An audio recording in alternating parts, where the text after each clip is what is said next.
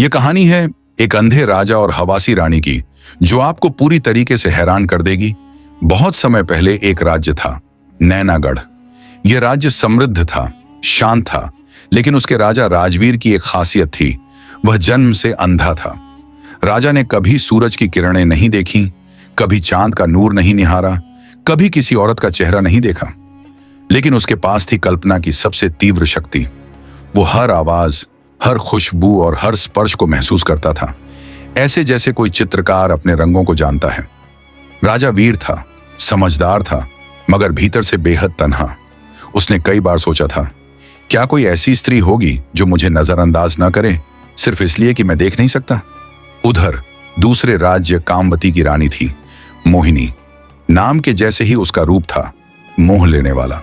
उसकी आंखों में आग, बोलने में जादू और शरीर में बर्बादी का नशा था। मोहिनी केवल एक रानी नहीं थी, वह हवस की देवी थी। उसे प्रेम नहीं चाहिए था, उसे चाहिए था शरीर का सुख। ऐसा सुख जो दिन रात, सुबह शाम, सांस सांस में समा जाए। मगर दुर्भाग्यवश कोई भी पुरुष उसकी इच्छाओं को पूर्ण नहीं कर पाया। जब मोहिनी को पता चला कि नैनगढ़ का राजा अंधा है, तो उसके भीतर एक अजीब सी आग लगी। एक अंधा पुरुष जो मुझे देख नहीं सकता, शायद वही मुझे सबसे अच्छे से महसूस कर सकता है। रानी ने तुरंत ही विवाह का प्रस्ताव भेज दिया। सारा दरबार चकित रह गया। राजवीर मुस्कुराया। एक स्त्री जो केवल रूप की भूखी है, अब एक अंधे पुरुष से विवाह करना चाहती है। यह खेल उसे दिलचस्प लगा। राजा ने हां कह दी। शादी बड़े धूमधाम से हुई। रानी मोहिनी लाल चूड़ियों, सोने की पायल और रेशमी साड़ी में सजी थी। राजा की आंखें भले ही बंद थीं, लेकिन उसके भीतर की आंखें खुल चुकी थीं। सुहाग रात की रात थी। कमरा इत्र से महक रहा था। बिस्तर पर गुलाब की पंखुड़ियां थीं और हवा में सांसों की सरसराहट थी। मोहिनी धीरे से राजा के पास आई और फुसफुसाई, राजा साहब, अब तो आप मुझे महसूस करेंगे ना? राजा ने उसकी कलाई थामी और बोला, मैं तुम्हें वैसे छूंगा जैसे कोई आंखों से भी नहीं देख सकता। फिर शुरू हुआ एक अनोखा मिलन। राजा ने उसकी हथेली अपने होठों से छुई, उसके रेशमी बालों को उंगलियों से सुलझाया, उसकी गर्दन पर हल्के से स्पर्श किया और रानी सिहर उठी। रानी की सांसें तेज होने लगीं। उसका शरीर तप रहा था। उसके होठों पर, सीने पर, पीठ पर, पेट पर राजा की उंगलियां संवेदना की भाषा लिख रही थीं। मोहिनी का रोम रोम जाग चुका था। उसने राजा का कुर्ता फाड़ फेंका और कहा, अब मेरी बारी है तुम्हें छूने की, तुम्हें जलाने की।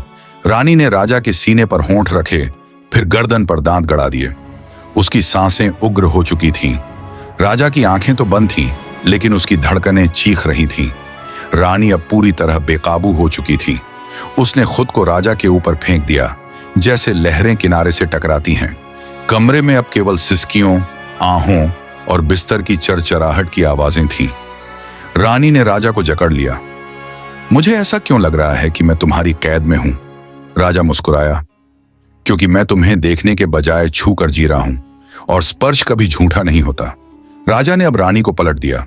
उसके पांवों से लेकर जांघों तक और वहां से उसके गले तक एक गर्माहट की नदी बहा दी। रानी की आंखें भर आईं। ये अंधा पुरुष उसे ऐसे छू रहा था जैसे उसने उसकी आत्मा को देखा हो। रात बढ़ती गई, शरीर पिघलते गए और आत्माएं मिलती गईं। एक समय ऐसा आया जब रानी ने कांपते हुए कहा, राजा रुक जाओ, वरना मैं खत्म हो जाऊंगी। रानी का शरीर थक चुका था, लेकिन मन तृप्त था। उसने राजा का चेहरा अपनी हथेली में लिया और कहा, राजा, तुम देख नहीं सकते, लेकिन मुझे पहली बार किसी ने इस हद तक महसूस किया है।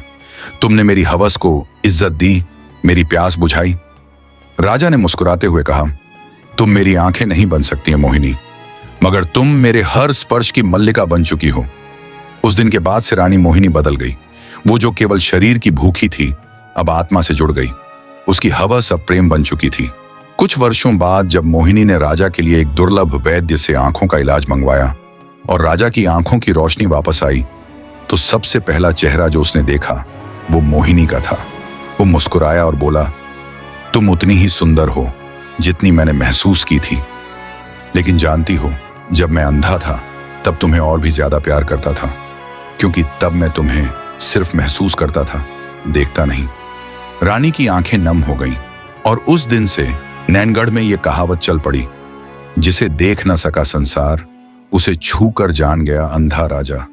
और जिसे केवल शरीर प्यारा था, वो आत्मा की बंदिनी बन गई।